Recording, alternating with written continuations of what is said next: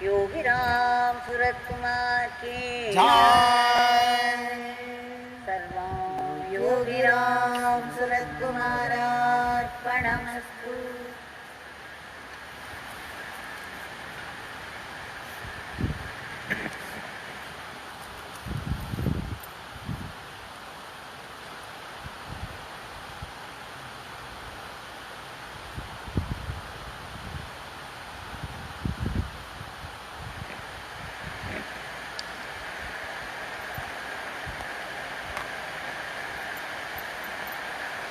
Our deep gratitude to Bhagwan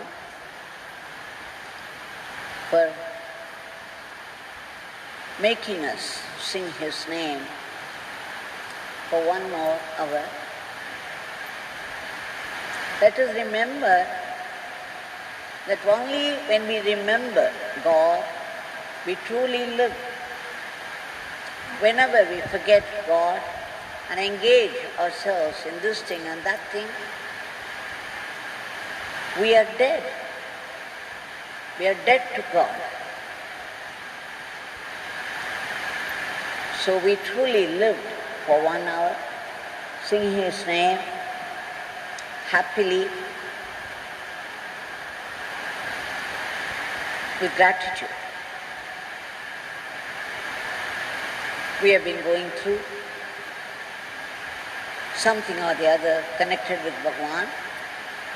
Now today we shall see a different scene, a different story. Shri Govindarajji was working in judicial department from 73 to 76 in Tiruvannamalai. It's only in 1976, just before his transfer, he had the chance to meet Bhagwan. The very first time he felt very deeply the divinity of Bhagwan. And after that, he would visit him as much as possible, sometimes alone, sometimes with the family. Bhagwan was very happy with him. So much so, he would say, after the transfer from Tiruvannamalai, if he came alone or with family, that he should stay only in Sannidhi Street house with Bhagwan. There are 2 or 3 rooms in the backyard. Bhagwan said you could stay there in one of the rooms. You can come straight to this beggar and stay here. What grace, what a blessing it is. I remember the first 7 years, the way I used to go frantically, desperate for his darshan.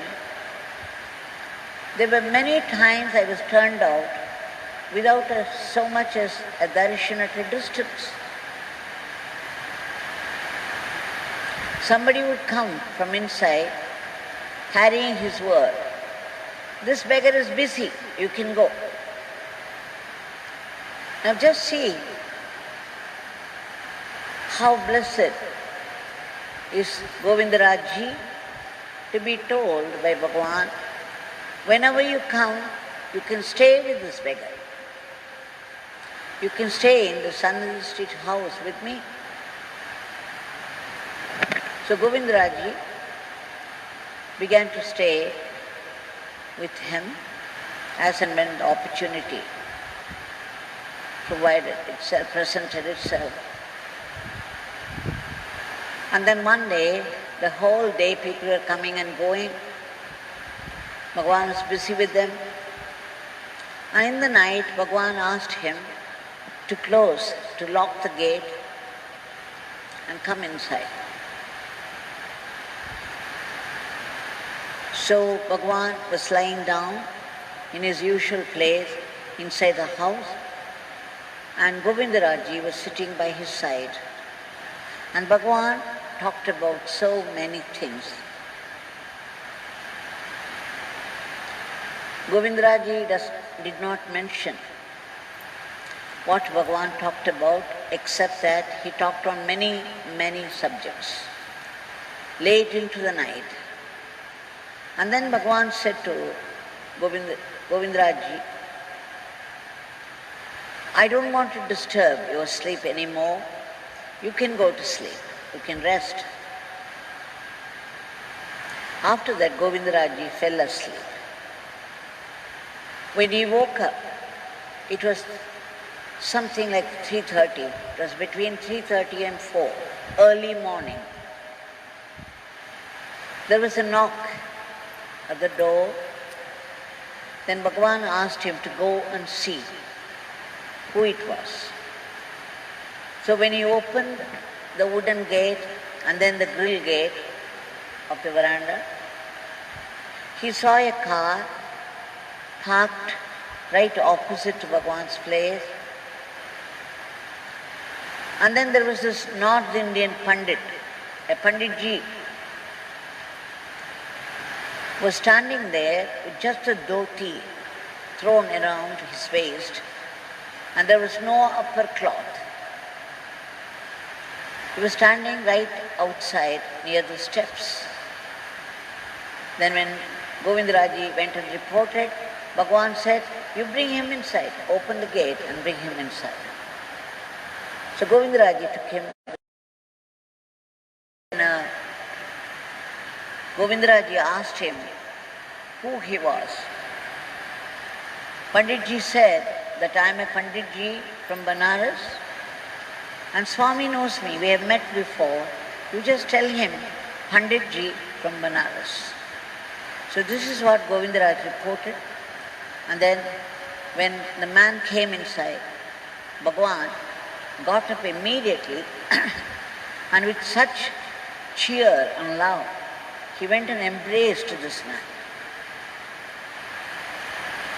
He said, Panditji, so many years we have not met. This beggar is happy that you have come. And how come you are here? Then Panditji described his story, began to tell him. He said, you know, I am teaching Sanskrit to our Prime Minister Indira Gandhi. She insisted on my going to Kerala as a state guest. So I visited Kerala. I wanted to have darshan of Divine Mother in Kanyakumari. So I came up to Kanyakumari and then I thought I would take my bath before I had darshan of the Divine Mother.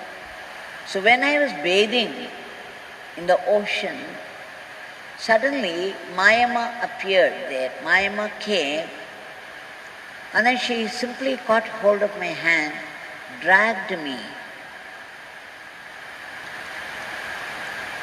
right up to a car which was parked there. There was one attendant with her. There is one attendant with her. And then she asked me to get inside the car. I did not know what was happening. I was stunned, but I was given no choice. She simply said, get inside. Of course, she didn't say it. It is the attendant who stayed with her would always interpret and tell people around what she was saying. According to him, she wanted this Panditji to get inside the car. And then Mayamma and her attendant, they were seated in the rear seat.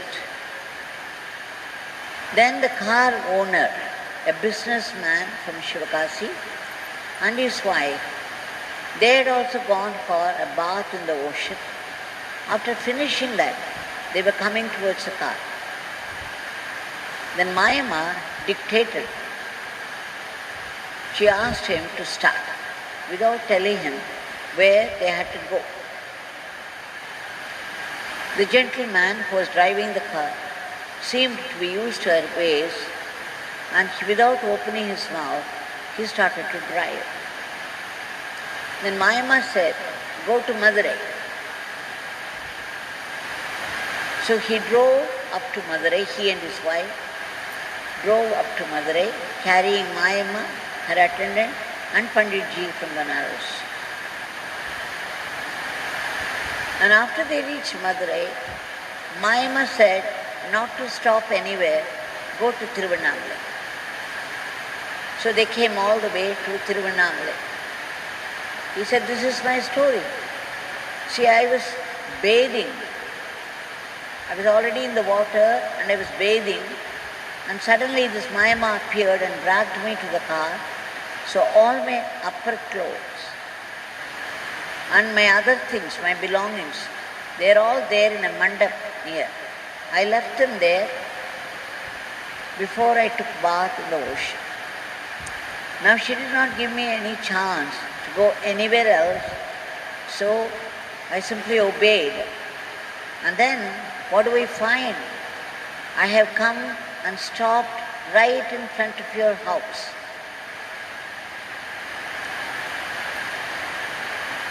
Bhagwan laughed very happily, and then he said, "Look, you are wet, you have no upper cloth."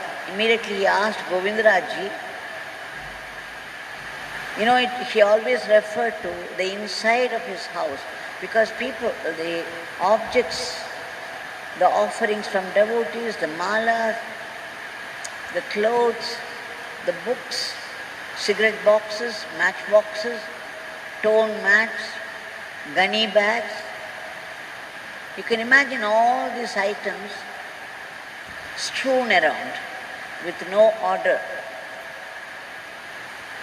It would look like a dumping ground, sorry to say. But this is how he himself described.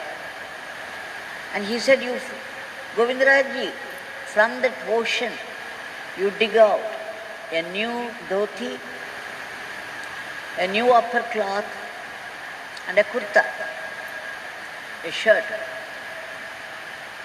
So Govindarajji managed to get a dhoti, a shirt, a kurta type of shirt, and then angavastra, the upper cloth. Bhagavan insisted on the Panditji changing his clothes. So immediately Panditji put on the new dhoti and the kurta, and Bhagavan took the upper cloth. And he started to tie it around his head, around Panditji's head, saying, "Now you see, this beggar has made you a monarch. You came here like a beggar with just a dhoti, a cloth on. Now this beggar has made you a monarch." You see that Panditji melted, simply melted. He was deeply touched by Bhagavan's love and grace. And then said, they exchanged quite a few things, so many things. And then Panditji said, Mayamma is outside, her attendant is also there, and the gentleman and his wife from Shivakasi. Swami, would you like to come out and see her? Then Bhagavan said, yes, we will go. And then they came out, and Bhagavan stood just near the steps of his place. And the car came near. Bhagavan closed his eyes, and Mayamma was looking at the temple tower. The eyes had no aim or expression. She was simply staring at the tower of the temple. You just see how two Mahatmas meet. As soon as we would rush, how we would celebrate the event boisterously. Now here, one Mahatma meets the other. A similar thing happened with Paramacharya also. They did not exchange a word. There was no need. They have the language of the heart, and Bhagwan closed his eyes. He stood there with closed eyes, and Mayamma was looking elsewhere at the temple tower. After a few minutes, Bhagwan said to the gentleman who was driving the car, "Please take Panditji, Mayamma safely back to Kanyakumari." And immediately he walked inside. Now people who came to know that Mayamma had come began to gather around, and then they bought some kumkum from a nearby shop, and the attendant of Mayamma got it touched by Mayamma, distributed everything to people around, and after they left only, Govindarajji came inside. And then Govindarajji asked him, "Has Mayamma come here to meet you before?" Bhagwan said, "Yes, several years back. She had come here once before to see this beggar."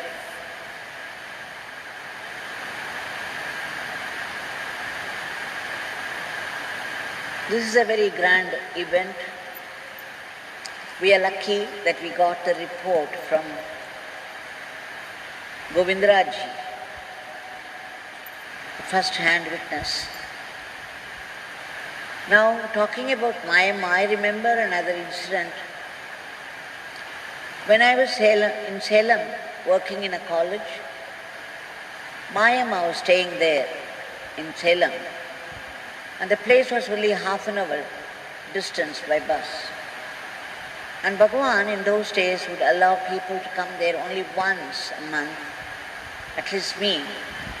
So other weekends, I would visit Mayamma and sit with her. There would be many dogs around. She never spoke anything directly, but it was nice to sit before her.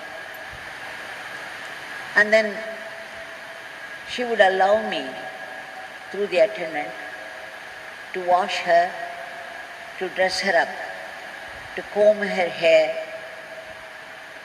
And once when I was doing that, I was thinking, I was longing to do some service to Bhagwan, but I never got a chance. I never got to do that. Bhagwan did not give me any chance. So there was such longing, craving for this. So when I was combing his hair, Mayamma's hair, I put some oil, and then I sorted out the hair, and I was combing. I was imagining I was doing it to Bhagwan. And then I prayed to Bhagwan, "Bhagwan, this should reach you, because I can never imagine myself coming so close to you and doing up your hair. It's just not possible. So I can only do it by proxy, and I kindly accept this service from me." Of course, I finished combing and put some flower on her head, stayed there for some more time and took leave of her. The next time when I visited Bhagwan, Bhagwan pointed out a place for me to sit.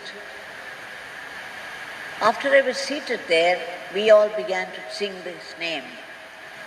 So we were chanting, and suddenly something made me look up at Bhagwan. When I did, it was a shock for me, because Bhagwan's hair looked very unique, unusual. There was oil on his head, on his hair. They were shining with oil. And what was more, somebody had combed his hair, or rather it looked so. It looked as though somebody had combed his hair, after applying oil. I was stunned because I had never seen him like this before. And suddenly, in a flash, I remembered how I went to Mayamma and did seva to her. And while doing it, I prayed to Bhagwan to accept it. And here, he is showing me that yes, this is his way of showing me that he had accepted the service. I was moved to tears. I was overwhelmed the minute the thought came to me, and I looked up with tears at Bhagwan. Bhagwan had a smile. He raised his hand and blessed me. He knew that I knew, and I knew that he knew.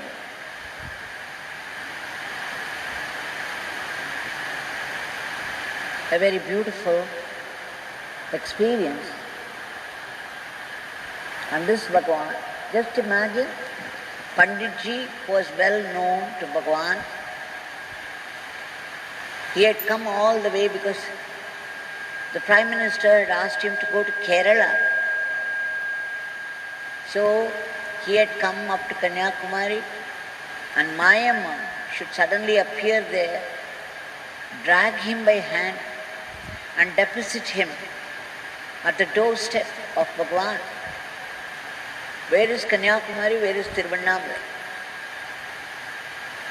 They drove all the way straight to Bhagwan's place. This is the Leela between Mahatmas, and Bhagwan was very happy. The Prime Minister, Indira Gandhi, knew about Bhagwan, and Bhagwan knew her very well. So they talked quite a few things about her, about country, everything.